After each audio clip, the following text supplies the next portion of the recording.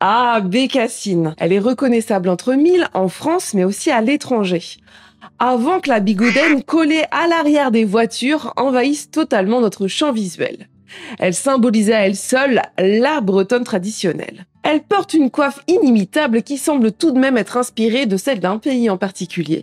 On y reviendra. La Finistérienne de la commune imaginaire de Clocher-les-Bécasses arbore un sourire naïf qui en dit long sur la façon dont étaient perçus les Bretonnes et les Bretons au début du XXe siècle. Oui, mais que savons-nous vraiment d'elle ?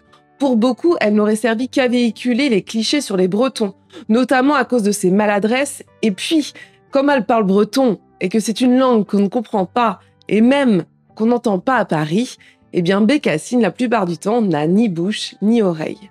En tout cas au début de ses aventures. Mais pourtant, derrière cette figure moquée et adorée à la fois, se cache bien plus qu'une simple caricature. Dans cette vidéo, nous allons plonger dans l'univers de Bécassine, icône bretonne intemporelle, mais peut-être malgré elle. D'où vient-elle? Que dit-elle sur notre histoire, sur la migration de nombreux Bretons et de nombreuses Bretonnes à Paris, et sur leur adaptation à un monde empreint de changement?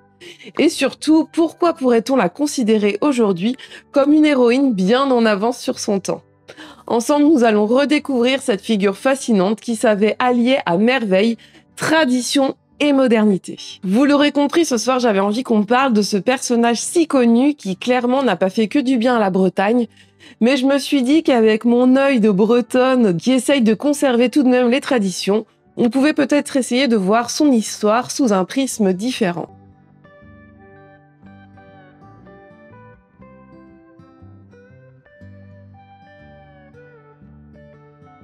Bécassine naît en 1905 et au tout départ, elle n'était même pas bretonne. La veille de la publication du premier numéro de la Semaine de Suzette, un magazine destiné aux jeunes filles de bonne famille de la bourgeoisie française et parisienne, un imprévu survient. Une page reste vide. Jacqueline Rivière se met alors à écrire, tandis que Joseph Pinchon s'attelle au dessin. C'est ainsi qu'il donne vie à Bécassine, une ingénue inspirée d'une vraie faute commise par la gouvernante de Jacqueline Rivière. Cette première planche reporte un vif succès et Bécassine, dont le nom évoque cette erreur initiale et qui était à la base un personnage secondaire, devient rapidement, devant son succès, un personnage récurrent du magazine. Mais le personnage est critiqué de véhiculer une idéologie assimilatrice, renforçant l'image de la Bretagne comme une région hors tard. La plupart du temps, Bécassine est représentée sans bouche, ce qui devient un élément sensible dans un contexte de lutte linguistique, où le français est imposé aux jeunes Bretons dans les écoles. Certains diront qu'elle est souvent représentée sans bouche, car la plupart du temps, elle est dessinée la tête baissée. Ce qui n'est pas forcément mieux, car c'est également un signe de soumission. Mais plus les années passent, et plus on la voit avec une bouche Bécassine. Et cette modification reflète une volonté de moderniser son apparence et d'enrichir sa capacité à s'exprimer, à exprimer ses émotions, en rendant ainsi le personnage plus vivant et plus proche du public. En créant ce personnage, Jacqueline Rivière ne ciblait pas spécifiquement les Bretons, mais plutôt les domestiques, les paysans et plus largement les pauvres quoi. Et son intention, elle était claire, faire comprendre aux jeunes lectrices de sa classe sociale, fidèles au magazine, qu'elles ne devaient rien attendre de ceux qui les servent ou les serviront. Ainsi, en maintenant chacun à sa place, l'ordre établi du monde de Suzette serait préservé. Et en 1913, Bécassine, elle devient officiellement bretonne, avec son visage rond, ses sabots, sa robe verte en feutrine et son tablier blanc, elle passe sous le crayon de Maurice Langros, connu sous le pseudo Comrie. Et il apporte quelques changements significatifs au personnage, même si elle conserve sa tenue inspirée de la Picardie dont était originaire l'ancien dessinateur de Bécassine. Comrie lui attribue notamment un prénom, breton, celui d'Anaïque, et enrichit sa personnalité, lui donnant une profondeur psychologique qui la rend encore plus populaire. Et victime de son succès, Bécassine se décline dans un premier temps sous la forme d'albums. Entre 1913 et 1939, 25 albums signés du duo Comrie-Pinchon sont publiés, atteignant un total, accrochez-vous bien, d'1 200 000 exemplaires vendus. Et puis, Bécassine, elle a même un film. Il sort en 1939, la Bretonne est cuisinière chez la marquise de Grantaire, et elle est soupçonnée d'avoir volé ses bijoux.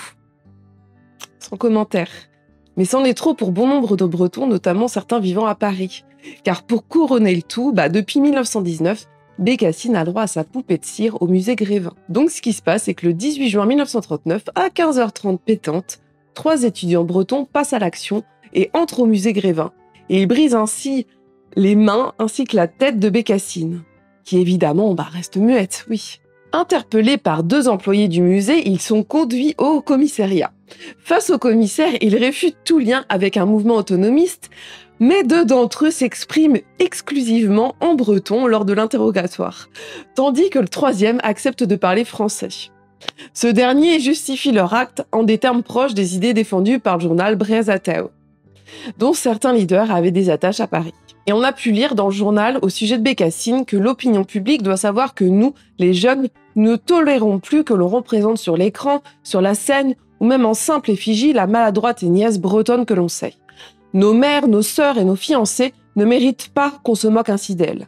Quant à nos grands-mères et ces grands-mères stoïques et droites dont beaucoup ont perdu leur fils à la Grande Guerre, nous exigeons pour elles le respect de leur coiffe et de leurs costumes traditionnels. Car oui, les Bretons sont allés se battre pendant la Première Guerre mondiale comme les Français, comme les autres, et on estime que plus de 130 000 Bretons sont morts pendant ce conflit. Et on n'oubliera pas non plus la campagne de mobilisation de Bécassine pendant cette guerre, avec des albums comme Bécassine pendant la Grande Guerre, ou encore Bécassine mobilisée, ou même Bécassine chez les Alliés. Et plus récemment, en 2018, Bécassine revient au cinéma, sous la direction de Bruno Podalides, avec Emeline Bayard dans le rôle titre. Tourné dans le Perche, bien loin de la Bretagne, le film suscite une vive polémique. Le collectif breton Dispar appelle au boycott et dénonce une version jugée naïve et insultante de l'immigration bretonne. Des menaces conduisent même à organiser l'avant-première en Bretagne sous protection policière. Au début du XXe siècle, les Bretons sont souvent perçus par l'élite parisienne comme des provinciaux simples et rustiques. Cette vision découle de la migration massive des Bretons vers Paris pour des emplois domestiques ou ouvriers. Bécassine, jeune femme bretonne, naïve et bonne, aggrave ces stéréotypes sur les Bretons. Les Bretons sont souvent caricaturés dans la presse et la littérature. On les représente comme des gens peu éduqués, maladroits et attachés à des traditions perçues comme désuètes. Cette vision découle d'un fossé culturel entre la Bretagne rurale et la capitale alors en pleine modernisation. Et Bécassine semble être l'exemple même de la façon dont sont perçues les Bretonnes qui sont montées à Paris pour chercher du travail. Elle illustre cette moquerie par son côté naïf, son absence de parole écrite, en tout cas au tout début, et ses maladresses aussi. Mais malgré ces moqueries, on dirait quand même que les Parisiens semblent apprécier les Bretons et éprouvent une certaine admiration, car en Bretagne, on a su conserver nos histoires, nos chants, notre musique, nos coiffes, nos costumes, et également surtout nos traditions. Et Bécassine incarne à merveille cette dualité. Et maintenant, attardons-nous un petit peu sur l'aspect physique de Bécassine. Elle porte un costume simplifié mais symbolique. Sa coiffe blanche est vaguement inspirée des coiffes portées plutôt dans le pays de Vannes, qui utilisaient des formes épurées et des lignes droites, mais cette coiffe, elle fut stylisée avec le temps pour des raisons graphiques. Sa robe verte à manches rouges est un clin d'œil aux couleurs vives souvent associées au costume breton, bien que son design reste très éloigné des habits traditionnels, et pour cause, puisqu'il est picard à la base ce costume.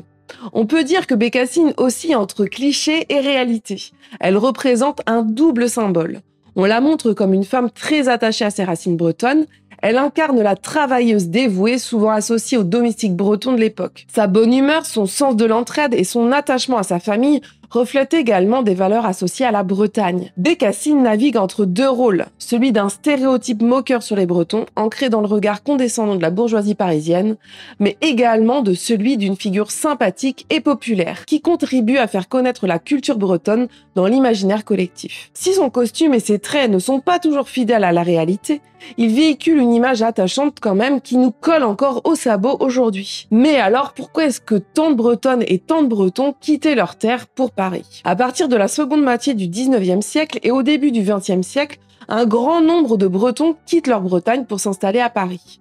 Et ce mouvement migratoire s'explique par plusieurs facteurs. Tout d'abord par la pauvreté et les difficultés économiques. La Bretagne est alors une région majoritairement rurale, avec une économie fondée sur l'agriculture et la pêche. Les ressources sont limitées, il y a beaucoup de bouches à nourrir et de nombreuses familles peinent à subvenir à leurs besoins. Cette situation pousse les jeunes à chercher des opportunités ailleurs. Et à Paris, les familles bourgeoises recherchent des domestiques. Les jeunes femmes bretonnes, réputées pour leur sérieux et pour leur dévouement, répondent à cette demande. Et ce travail, bien que précaire, difficile et très exigeant, leur offre une petite chance d'échapper à la misère. Car au début du XXe siècle, la Bretagne reste plutôt à l'écart de la modernisation rapide que connaît la capitale. Les infrastructures et les opportunités économiques se concentrent à Paris, ce qui attire les jeunes en quête de progrès social et de stabilité. Et finalement, Bécassine est un peu le symbole de cette migration vers la capitale.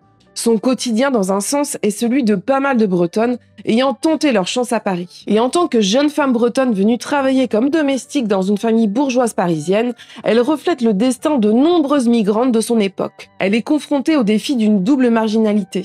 Son statut de fille des campagnes dans une grande ville et sa condition de domestique dans une société de classe. Mais si Bécassine dérange aussi autant, c'est parce qu'elle pointe un sentiment de douleur auquel ont dû faire face bon nombre de Bretonnes et de Bretons, car elle n'était tout simplement pas du monde dans lequel elle devait travailler et évoluer.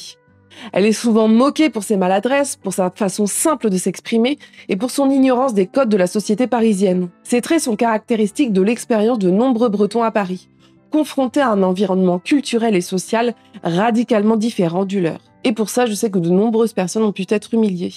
Et puis bien sûr aussi, il y avait le sentiment d'être loin de la Bretagne, d'être quelque part déracinée. Mais aussi, Bécassine, elle représente la capacité d'adaptation. Bien que parfois décalée, elle finit par trouver sa place grâce à une débrouillardise et à une bonne humeur sans nom. La double identité de Bécassine oscille entre racines bretonnes et modernité urbaine. Puis Bécassine, elle reste profondément attachée à ses racines bretonnes malgré tout.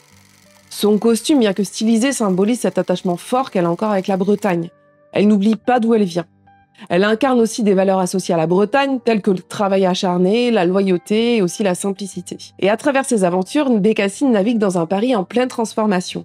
Elle explore les différents modes de vie ailleurs que dans son Finistère natal, mais aussi les technologies modernes et les interactions avec des personnes issues d'autres milieux sociaux. Par exemple, bien qu'elle ne soit que domestique, elle se montre souvent curieuse et ingénieuse, brisant l'image figée de la jeune provinciale limitée. Cette capacité à évoluer entre le monde urbain et le monde rural fait d'elle un personnage qui transcende les frontières culturelles et sociales. Bécassine illustre le parcours de milliers de Bretons qui, tout en quittant leur terre natale, ont gardé un lien fort avec leurs origines tout en s'adaptant aux défis d'un nouvel environnement. Et si son rôle de domestique reflète une réalité historique, son caractère résilient et ingénieux en fait aussi un modèle de l'adaptation bretonne face à la modernité. Car pas mal de facteurs font de Bécassine une femme bien en avance sur son temps. Et, j'ose, finalement presque une figure féministe. Parce que finalement, Bécassine a pas mal de qualités qui vont dans ce sens. Elle est indépendante, débrouillarde et ouverte d'esprit. Et même si on n'a que peu retenu les différentes aventures de Bécassine, le coup de crayon de Joseph Pinchon a influencé la célèbre ligne claire popularisée par Hergé dans Tintin. Mais surtout, Bécassine, créée 3 ans avant Les Pieds Nickelés, est très certainement la toute première femme à occuper le rôle principal dans l'histoire de la bande dessinée, créée en plus en partie par une femme. Et ça, c'est tout nouveau. Et si on se penche un peu sur les planches, Bécassine, bien que gouvernante, fait preuve d'une grande autonomie dans ses actions et pour l'époque. Elle prend des initiatives, s'adapte à des situations imprévues et ne se laisse jamais abattre par les obstacles qu'elle rencontre. Elle utilise des solutions astucieuses pour contourner les difficultés, ce qui en fait un personnage proactif et efficace, bien loin de l'image passive souvent attribuée aux domestiques de l'époque. Elle est souvent montrée comme une femme capable de résoudre des problèmes pratiques, parfois bien mieux que les bourgeois qui l'emploient, ce qui lui confère une certaine supériorité sur eux, malgré son statut. Et puis, à l'image des enfants scolarisés à Diwan ou encore dans des écoles bilingues, qui sont avides de découvrir le monde, souvent bien plus que des enfants ayant fait leur scolarité dans une filière monolingue, Bécassine, bien que profondément ancrée dans ses racines bretonnes, est très curieuse de découvrir le monde qui l'entoure. Elle s'intéresse aux nouvelles technologies, à la vie parisienne aussi, et aux personnes différentes d'elle et qui viennent d'autres horizons. Cette curiosité et cette capacité à s'adapter aux nouvelles choses font d'elle une personnage avec une sérieuse longueur d'avance pour l'époque. Bécassine, c'est aussi une femme qui se place entre deux mondes, entre sa Bretagne rurale et la modernité parisienne. Elle incarne à elle seule le défi des émigrants bretons, pris entre leur attachement à leurs origines rurales et leur immersion dans un monde urbain modernisé. Cette dualité fait d'elle un personnage universel capable de représenter les tensions, mais aussi les possibilités qu'offre le croisement de cultures et d'environnements différents. Malgré les moqueries et les stéréotypes associés à son personnage, Bécassine ne se décourage jamais. Elle avance avec optimisme, courage et un sens de l'humour qui désarme ses détracteurs. Ces qualités en font d'elle un modèle intemporel de persévérance face aux difficultés. Même si on ne cache pas que ça aurait été bien jouissif de voir notre Bécassine mettre un gros coup de pied au-dessus de tous ceux qui se moquaient d'elle. Aujourd'hui, avec le recul, Bécassine est reconnue comme l'une des premières héroïnes de la bande dessinée. Elle représente une figure féminine positive, loin des clichés passifs souvent associés aux femmes dans la fiction de l'époque. Ce rôle central à une époque où les femmes étaient rarement mises en avant est aujourd'hui salué comme une avancée pour nous les femmes. Bécassine, c'est une héroïne intemporelle et même si ses aventures semblent parfois légères ou naïves, elle porte en elle un message de modernité et d'émancipation. Avec son caractère optimiste et résilient, elle est devenue un symbole d'adaptation et de force aussi face au changement, faisant d'elle une héroïne bien en avance sur son temps. J'espère que ma vidéo sur notre héroïne des temps modernes vous aura plu. J'ai vraiment conscience à quel point ces représentations sont la plupart du temps profondément dérangeantes. Morvan Lebesgue a établi même un parallèle entre Bécassine et le bon nègre Banania, soulignant comment la littérature jeunesse pouvait façonner des préjugés de type colonial, cette fois dirigée contre les différents pays de France. Moi je me dis que comme elle est là, Bécassine, de toute manière, ça on peut pas le changer. Il faudrait peut-être se la réapproprier, notre Bécassine, puisqu'elle fait partie de notre histoire et qu'elle est malgré tout illustrée dans un pan de notre passé qui est la vague migratoire bretonne vers Paris. Au même titre que les termes baragouiné ou encore plouc, pour moi, nous avons tous les droits de reprendre la figure de Bécassine avec fierté. Comme l'a fait d'ailleurs le graphiste breton Alain Le Kernec, qui lui a ajouté une bouche grande ouverte et un poing levé, ce qui transforme cette figure perçue comme méprisante en un symbole revendicatif, faisant de Bécassine à la fois une féministe et la porte-parole d'une Bretagne prête à reprendre son destin en main. Mais bon, encore une fois, c'est que mon avis. Et n'hésitez pas à me dire en commentaire ce que vous pensez de Bécassine. Et je sais pas si vous avez des souvenirs, par exemple, d'avoir lu Bécassine petit, et peut-être l'influence que ça a eu maintenant sur votre vision de la Bretagne et des Bretons. N'oubliez pas de vous abonner à cette chaîne si ce n'est pas encore fait, c'est un grand soutien pour nous les créateurs de contenu sur YouTube. Je vous retrouve vendredi prochain à 19h pétante sur YouTube, mais en attendant, je vous fais des beaux queues et je vous dis Dandi Stro.